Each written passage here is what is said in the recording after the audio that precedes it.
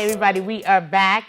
And this is segment 2. I told you we have awesome women in the business that's in the building today sharing their stories and letting us know about some of the tremendous things that they have done in the industry. Coming up next, I'm honored to talk to Kathy Iandoli. Yep. Okay, I had to look. I had to give a look. And we're going to be talking about this wonderful book that talks about some of the women who have made great contributions in hip hop that didn't really get the recognition, right? Right. That they needed, or that they should have received. As what they are the trailblazers of the industry that helped to open up the door for so many other fabulous women that came out and really made some great strides in hip hop. So thank you for joining me Thank you today. for having me. It's a pleasure to talk with you. God Save the Queens. Yes. This book, I've read some of the excerpts from it, and the reason for it is definitely needed. Yeah. I think you tapped upon and touched some things that was definitely overlooked throughout the years when it comes to music. I mean, when you think about hip hop, they're always talking about when they say legendary people, it's like the men. They get most of the recognitions for being the one, but who was standing with them? Yep. Some fabulous women that were making the same type of contributions and not getting the recognition for it. So that's why this is so important. But before we jump into the book, tell us a little bit about you and your background. Well, I actually started at the ground level in the music industry. When I was in high school, I worked at a record store, and I was responsible for the hip-hop section. Right? So from there, when I got to college, I actually started handing out flyers for the Roots. Oh, And the Roots? The Roots. Oh, okay. Yeah, they did this call for field marketing representatives for their album Things Fall Apart. So I responded, and I had this interview with the Roots. Which, wow. This is before Fallon and Right. all this other stuff. So that was like my first, what I considered to be my music industry Lucky job, right? you. That was nice. And at that point in time, I was still in college, and I was just trying to figure it all out. And I was like, I was always writing, right? But I So never. you used to write in school as well. Okay. So I got to this point where I really just wanted to start doing interviews, and I had such access to the artists. So I was working at a label. You said not a label, but like a internet radio station, right? That was like actually years later, but Okay. working with the Roots, when they did this concert series called Black Lily, and it was a series where they discovered new talent. It was at the Wetlands in New York City. Like you said, R.I.P. you had access to Wetlands, yeah. That gave you access. That actually opened. And up just the door watching for the you. stories, like I was honored to be part of the whole experience of watching like Jill Scott get signed, or seeing like Erykah Badu and Common be there, and like Jaguar Wright, like during the like burgeoning like neo soul movement, right? Right. So that story alone just really it hit me, and I started to write. And there was a lot of editors and writers that were a part of this community that the Roots had kind of cultivated. And during that period of time, I started to write.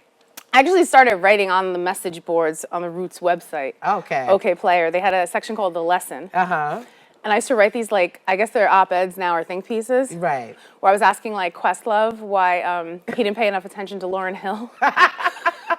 Sorry, So Amir. you had some little insight questions to ask and be very specific with, so that was good. I mean, I was young. But I was just like, I would write these, but like... that's interesting. That's what we want to know. Right. But I'm reading them now, I was like, oh, you're a little bit of a fanatic. But even back then, as being, like, a #1 fan of, like, Lauryn Hill, that was just something that I was like super passionate about. And then I went and moved into articles, and I started writing for publications like The Source and Vibe. I saw. Yeah, just like the real hip hop publications, Double XL. All the major publications, tried to hit them all. right? Because all the ones that you mentioned, are the ones that I got my hip hop news from. Right. That was my source of information, where I would go and run to the newsstands and buy it just so I can keep up with what's going on. So. Yeah, and then I became an editor at allhiphop.com, which was the #1 website for hip hop. And then I moved over to an editor at Hip Hop DX at the time that they were #1, for hip hop. And just through the years, I had these other jobs. I worked at a record label. I worked in digital radio. And I worked in artist management. I was just trying to figure out.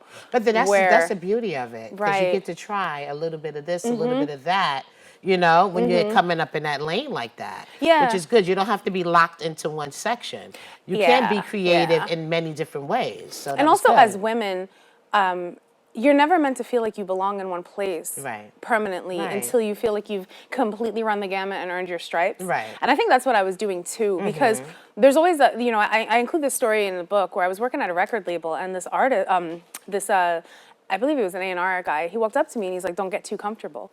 And it's like, it's one of those things where it's like, as women, in any industry. Yeah, it's like, why not? Yeah, but we're just kind of like, it's like, don't get too comfortable. And I really did. I traveled through the music industry, and writing always stuck. And then I got to a point where, you know, I wrote a book with Prodigy of Mobb Deep, rest in peace, right before he passed.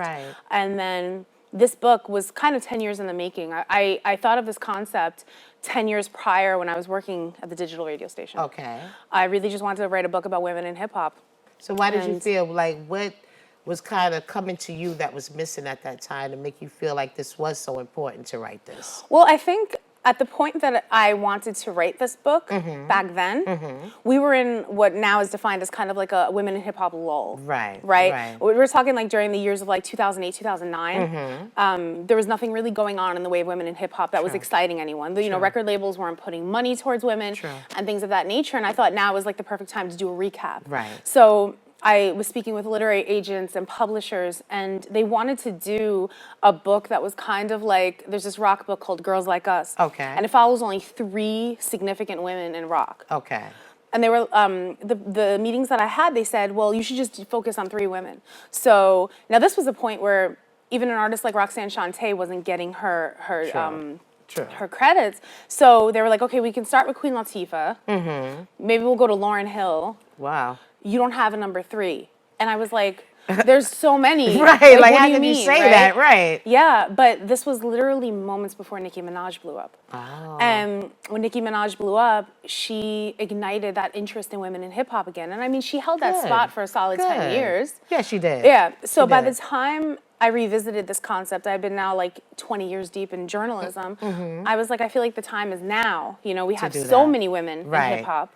And when I revisited the concept, it was an entirely different conversation. Nobody was looking for just 3 people. It's like, how do you fit 4 decades of women? Because if you read books, there's some books like Yes, Yes, Y'all that cover the pioneers, the female hip hop pioneers.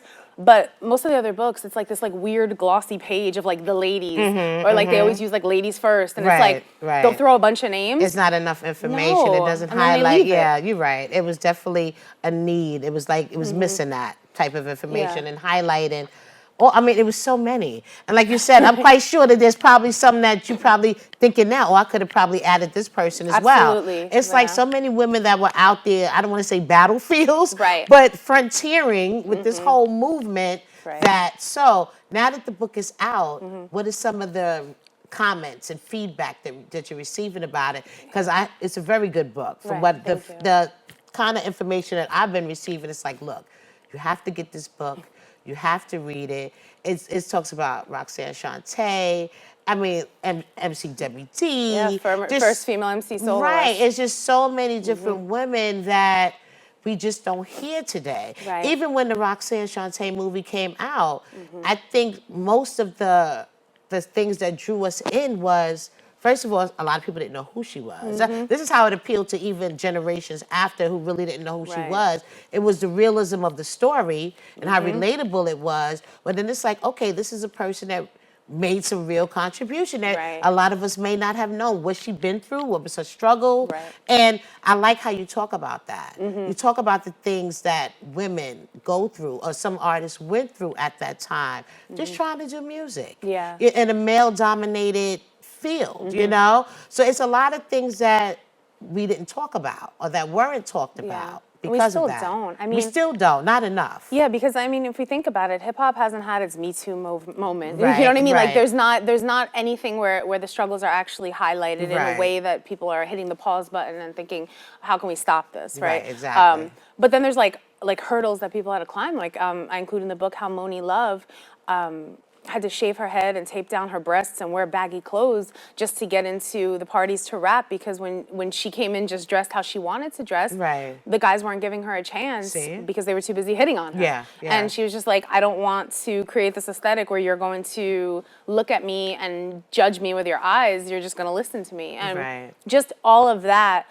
And I'm quite sure that happened a lot. as far as, because you just want to do music. You want to be appreciated for your creativeness, you know? And you don't want to be looked at like, okay, or feel like I can only make a record if I sleep with you. Right, or, you know, those right. type of things. If you're a real true artist, you don't want to get into the door that way. And you want it to be on your skills and what you're bringing to the table, so. Yeah, and it seems like it's like, with women, it comes like a feast or famine because, you know, when you're talking about the sex positive years of, you know, starting with like Salt and Pepper, continuing into like TLC, but then further down you have Little Kim and Foxy Brown and Trina. Those artists who are embracing sexuality, then they're called names, and they're criticized for that too. So it's like double-edged sword. Yeah, you're either too much or not enough, and I think that's where that was kind of the playground for an artist like Lauryn Hill, because I think she was like right down the middle. Yeah, she was. You know? Yeah, she made you think that she definitely gave women a different light, kind of, sort of. Because like, I'm beautiful, I'm natural, I'm all of that, but you know, I'm not someone that you're going to look at and just want to play with, you know, right? You know what I mean? Like, you had to really step to her from a mental place. That's the perception. So she changed that, like, that lustful thing. It's like, oh my God, you admired her, you loved her skills. And, you know, she just kind of changed, in my opinion, how some people may have seen her. So the book is out. Where can we get the book? Please get it, because it is a great, great book. It highlights also specific women, but it's also issues that women face, period. You know, in general. It's relatable in other aspects, not just music, but business, anything that we try to do seriously. You can relate to some of the topics that you touch upon in the book. Thank you. So I appreciate you for taking the time, using your own experience, helping to share stories of those that didn't get a chance to tell their stories, you know. Is this the first book? You wrote other books, though, right? Yeah, the book with Prodigy, and I'm working on the next book. Okay, and what, do you have a title for the next one? We don't have a title yet, but it's the biography of Aaliyah. Oh, wonderful. Yeah. That's going to be awesome. Yeah, wow. yeah. Well, thank you so much for this, because we definitely need it. It's The Essential History of Women in Hip Hop. Make sure you check it out. Where can they go buy it? Amazon, online, or Barnes & Noble and Target, any bookstore.